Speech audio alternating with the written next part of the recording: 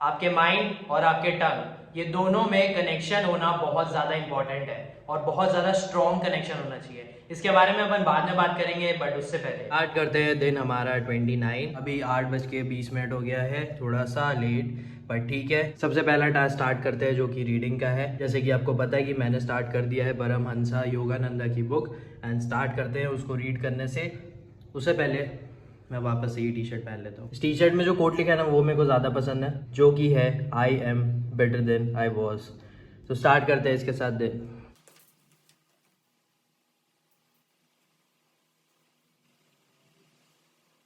परमहंसा योगानंद की एक स्टोरी है प्रेइंग के ऊपर। जब वो लाहौर चले जाते हैं, आई थिंक थोड़े साल के लिए जाते हैं, एंड क्यों जाते हैं क्योंकि उनके फादर का ना ट्रांसफ़र होता रहता है, तो वो लाहौर पहुंचते हैं। एंड लाहौर में ना जब वो अपने घर में रहते हैं एंड बालकनी से देखते हैं लोगों को, वहाँ पे जो बच्चे रहते हैं वो पतंगों के साथ खेलते रहते हैं, जो हाइट फाइट होती है ना, जो पतंग उड़ाते हैं एंड फिर वो एक दूसरे की पतंग काटने करते हैं, वैसे ही बच्चे वहाँ पे खेलते रहते हैं। परमहंसा योगानंदा जो हैं वो अपनी बहन को बोलते हैं कि देखना, दो पतंगे तुम्हारे पास आएंगी, ठीक है ना। वो ना प्रे करते रहते हैं, तो यहाँ से उनका शुरू होता है। सब लोग प्रार्थना करते हैं, वो शुरू होती है एंड वो प्रार्थना करते हैं। उसके बाद ना एक पतंग आती है एंड वो आती है परमहंसा योगानंद के पास, एंड वो देते हैं अपनी बहन को। तो वो बोलते हैं लो एक ट्रॉफी ना। उनकी बहन बोलती है कि जब दूसरी पतंग आएगी ना तब मैं मानूंगी। देन थोड़ी देर के बाद ना दूसरी पतंग भी आ जाती है। एंड उनकी जो बहन है वो बहुत ज़्यादा शॉक हो जाती है ये देखकर। तो ऐसे स्पिरिचुअलिटी की जर्नी शुरू होती है एंड प्रे शुरू होता है। देन सेकेंड चैप्टर अब शुरू हो गया, and second chapter is about उनकी मदर की डेथ का। तो ऐसा होता है कि उनकी मदर जो रहती हैं वो कैलकटा में रहती हैं, एंड परमहंसा योगानंदा है वो अपने फादर के साथ रहते हैं बरेली में। तो उनकी मदर कैलकटा में इसलिए रहती है क्योंकि परमहंसा योगानंद के जो बड़े भाई हैं उनकी शादी के लिए वो कैलकटा में रहती हैं एंड वहाँ पे पूरी तैयारी करती है। वो परफेक्टली ऑल राइट रहती है, फिजिकल स्ट्रेंथ एकदम सही है, सब चीज़ सही है, बात अच्छे से कर रही है, बहुत खुश हैं। बट उनके भाई की शादी के पहले एक रात परमहंसा योगानंद, उनकी मदर का ही सपना आता है कि अगर तुम्हें मुझसे मिलना है तो तुम सुबह की सबसे पहली ट्रेन जो होगी उसमें बैठकर आ जाओ, भी मुझसे बात कर पाओगे। देन वो अपने फादर को उठाते हैं एंड उनके फादर बोलते हैं कि ये सारी चीज़ें मत मानो क्योंकि तुम्हारी मदर बहुत अच्छी हैं, सब ठीक है उनकी लाइफ में एंड हेल्थ भी अच्छी है उनकी। बट अगर कल कोई न्यूज़ आती है तब हम जाएंगे।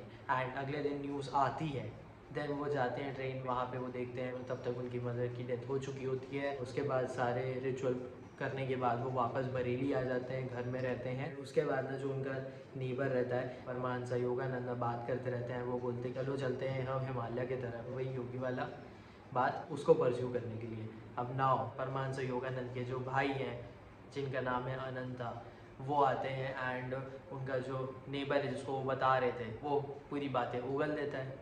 अब उगल देता है तो उनके जो भाई हैं वो बोलते हैं कि कहाँ से तुम योगी बनोगे, क्या तुम्हारे पास भगवा कलर का कपड़ा है, मतलब कि ऑरेंज कलर का जो क्लोथ पहनते हैं ना, क्या वो है, बात तो सही है।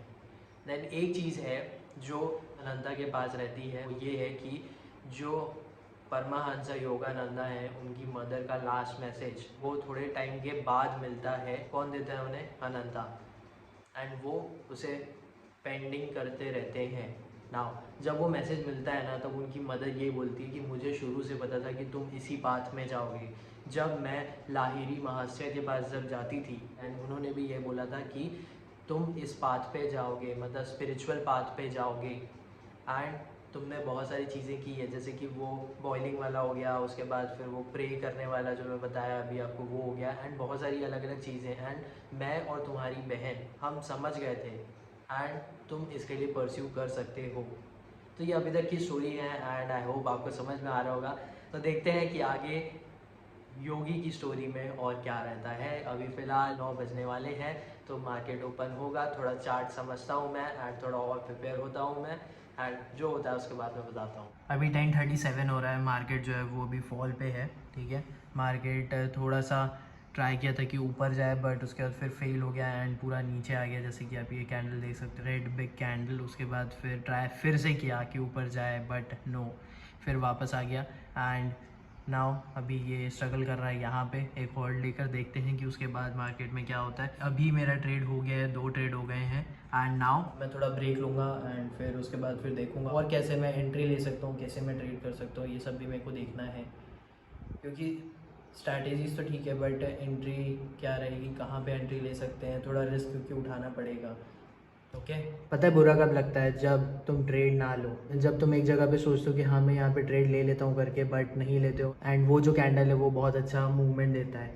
तो वही होता है, बहुत बार मेरे साथ होता है, क्योंकि ना जो अभी रिस्क लेने की कैपेसिटी है मेरी वो कम है। अगर ट्रेड्स हो जाते हैं तो उसके बाद फिर ना रिस्क कैपेसिटी ख़त्म हो जाती है, तो उसके बाद मैं नहीं ले पाता हूँ ट्रेड्स।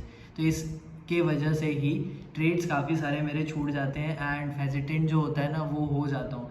पर ठीक है, अभी मेरी प्लानिंग चल रही है उसको लेके कि मैं क्या करूँगा उसको। ये जो चैलेंज है मेरे को यही करना है इसमें, क्योंकि अपने आप को पुश करते रहना है और यही हो रहा है एंड ठीक है, देखते हैं क्या होता है। बट मैं आपको बता देता हूँ मेरी एनालिसिस के अकॉर्डिंग वही हुआ है जो कि है, ये जो ट्रेंड लाइन आप देख रहे हो ये ऊपर जा रही है, वहीं पे पहला ना रिजेक्शन दिया, उसके बाद ना दूसरा भी दे दिया, तो ये क्या कर सकता है, ये डबल टॉप बन गया, अब ये नीचे आ सकता है। तो मैं सेकंड कैंडल पे सोच रहा था, बट हो जाता है, गलतियां हो जाती हैं एंड ठीक है। अब जब मार्केट ख़त्म हो जाएगा उसके बाद मैं आपको बता दूंगा कि क्या होता है। बाकी सीख यही है यार कि अगर रिस्क कैपेसिटी ख़त्म हो गई है तुम्हारी एंड उसके बाद तुम्हें कोई चांस मिल रहा है एंड तुम नहीं ले पा रहे हो तो ठीक है, मैं उसमें क्या बोलूँ, उसमें बुरा लगता है, रिग्रेट भी लगता है, बट एक जो सोची हुई चीज़ है उसके लिमिट के ऊपर जाना ना, फिर कुछ भी हो सकता है, क्योंकि ये प्रोबेबिलिटी है एंड वो गलत ज़्यादा भी हो सकता है या फिर वो गलत ख़त्म भी हो सकता है। तो देखते हैं, मैं बोला हूँ जैसे कि आपको कि और रिस्क लेंगे एंड अच्छे से ट्रेड और करेंगे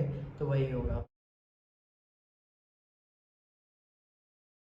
तो मार्केट में ऐसा हुआ है कि ये अभी ट्रेंड लाइन पे सपोर्ट लेने के बाद ये ऊपर गया है एंड ये मैंने एक छोटी सी ट्रेंड लाइन बनाई थी जिसमें एक पैटर्न है, ये एक फॉल होता है, फिर यहाँ पे एक और लेता है, फिर फॉल, फिर ट्राई करता है ऊपर जाने, फिर एक रिट्रेस करता है, फिर ऊपर जाता है, फिर यहाँ पे एक सपोर्ट लेकर बैठा हुआ है। अब देखते हैं कि कल मार्केट कैसा रहता है। फिलहाल के लिए मैं जाता हूँ और एक्सरसाइज करता हूँ, क्योंकि अभी बज रहे हैं 5:30 एंड वॉक करता हूँ, उसके बाद फिर आज शोल्डर का एक्सरसाइज रहेगा एंड कोई ऑडियो बुक पढ़ते हैं, तो उसके बाद आपको बताते हैं। सारे टास्क कंप्लीट हो गए हैं, वॉक कंप्लीट हो गई है, तो हम वॉक के टाइम पे कोई ऑडियो बुक नहीं सुने हैं, हम सिर्फ वॉक के टाइम पे गाने सुने। बट हमारे पास कुछ है जिसके बारे में मैं अभी बात करूंगा, और वो ये है कि मैं कम्युनिकेशन की एक वीडियो देख रहा था, विंग जियांग की थी एंड अगर आपने वीडियो उनकी देखी है तो हमको मालूम होगा कि वो काफ़ी अच्छे स्पीकर हैं एंड अगर आपने नहीं देखी उनकी वीडियो तो आप प्लीज़ जाकर देखो, ठीक है।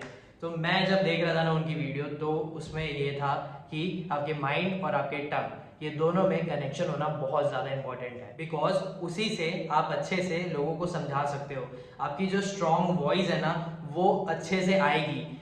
अब देखो, मैंने ना काफ़ी टाइम इस चीज़ पे रियलाइज़ किया है कि मैं जो बोलना चाहता हूँ वो और जो मेरे मुंह से शब्द निकलते हैं वो कभी कभी ना कॉन्ट्रडिक्ट करते हैं। मतलब होता है कि नहीं निकल पाता है शब्द, और जो मैं समझाना चाह रहा हूँ जैसे मैं समझाना चाह रहा हूँ, क्योंकि एक कनेक्शन नहीं बैठ पा रहा है एंड ये कनेक्शन ना बहुत ज़्यादा इंपॉर्टेंट है। जब आपका मुंह और दिमाग ये दोनों में स्ट्रॉन्ग कनेक्शन होगा ना, तभी आप अपनी चीज़ें क्लियरली समझा सकते हो। इट इज़ वेरी इंपॉर्टेंट भाई कि आपको स्ट्रॉन्ग कनेक्शन रखना है। जैसे कि आप हैंड मूवमेंट करना चाह रहे हो एंड कैसे हो रहा है, वो दिमाग से हो रहा है, और अगर आपका दिमाग के साथ स्ट्रॉन्ग कनेक्शन ही नहीं है, ठीक है, तब ये ना आप अच्छे से मूव भी नहीं कर पाओगे। जो आप समझाना चाह रहे हो वो आप अच्छे से समझा नहीं पाओगे, क्योंकि आपके दिमाग में जो चीज़ चल रही है वो मुंह से निकल ही नहीं रही है। आई होप आपने रियलाइज़ किया होगा कभी, एंड अगर रियलाइज़ नहीं किया है तो कभी भी आपको लगेगा ना ऐसा, तो आप एक बार सोचना इस बात पे। इट इज़ वेरी इंपॉर्टेंट कि हमारा माइंड बहुत ज़्यादा स्ट्रॉन्ग होना चाहिए। मैं इस चैलेंज को लेके बताता हूँ, स्ट्रॉन्ग अगर माइंड सेट नहीं होगा ना तो मैं इस चैलेंज में टिक भी नहीं पाऊंगा। मैं जो टास्क कर रहा हूँ ना भाई, मैं एक दिन ना स्किप कर दूंगा। क्यों, क्या हो रहा है करके, या फिर एक स्किप करता हूँ फिर अगले दिन से करूँगा। अगर माइंड स्ट्रांग है ना तो वो आप एक दिन को भी नहीं छोड़ोगे। ऐसा बहुत बार ख्याल आता है कि यार छोड़ देता हूँ, यार छोड़ देता हूँ, क्या होगा, या फिर आज मन नहीं कर रहा है, बट जिस दिन छोड़ा ना उसके अगले दिन से वो आदत बन जाती है। कि यार चलो एक दिन छोड़ा था, चलो ठीक है दूसरे दिन भी छोड़ दूंगा, चलो आगे और कर लूँगा, फिर और छोड़ दूंगा। तो ऐसे हो जाता है। देखो अभी जो मेरा स्ट्रॉन्ग माइंड है ना, बिकॉज ऑफ डैट जो मेरे थॉट्स हैं वो अच्छे से मैं आपको बता रहा हूँ, और जो मेरी वॉइस है ना वो भी एक स्ट्रॉन्ग टाइप की लग रही होगी, स्ट्रेंथ दिख रहा होगा। अगर मेरा माइंड स्ट्रॉन्ग नहीं होगा, मेरे माइंड में एनर्जी नहीं होगी, तो मैं आपको अच्छे से समझा नहीं पाऊंगा। ये जो मेरा हैंड मूवमेंट हो रहा है ना मेरे वर्ड्स के साथ, या फिर मैं जो भी बोल रहा हूँ उसके साथ, तो ये नहीं होगा। तो आप समझ लो इस बात को, ये कम्युनिकेशन के साथ रिलेटेड है एंड लाइफ से भी रिलेटेड है कि भाई स्ट्रॉन्ग माइंडसेट रखना बहुत ज़्यादा ज़रूरी है, तभी आप कुछ कर सकते हो। एंड अगर आपको बातचीत करना है, अगर आपको क्लियर लोगों को समझाना है, तो आपको इसका और इसका स्ट्रॉन्ग कनेक्शन रखना पड़ेगा। ठीक है, सारे टास्क कंप्लीट हो गए जैसे मैंने आपको बताए हैं।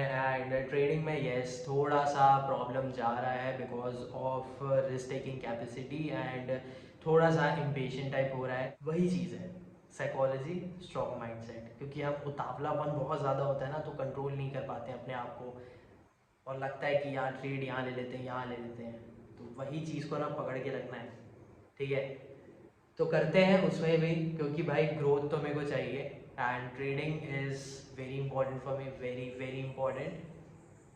इसके बारे में भी अपन बाद में बात करेंगे, और सब समझाऊंगा मैं, बट टाइम है उसके लिए। तो इसीलिए आप चैनल के साथ कनेक्ट रहो, एंड आई होप आपने यहाँ तक वीडियो देख लिया हो, एंड सारे वीडियोस पुराने जो हैं वो भी देख लिया होगा। प्लेलिस्ट 60 डेज चैलेंज की है, तो आप प्लीज़ वहाँ जाकर सारे वीडियोस देख सकते हो।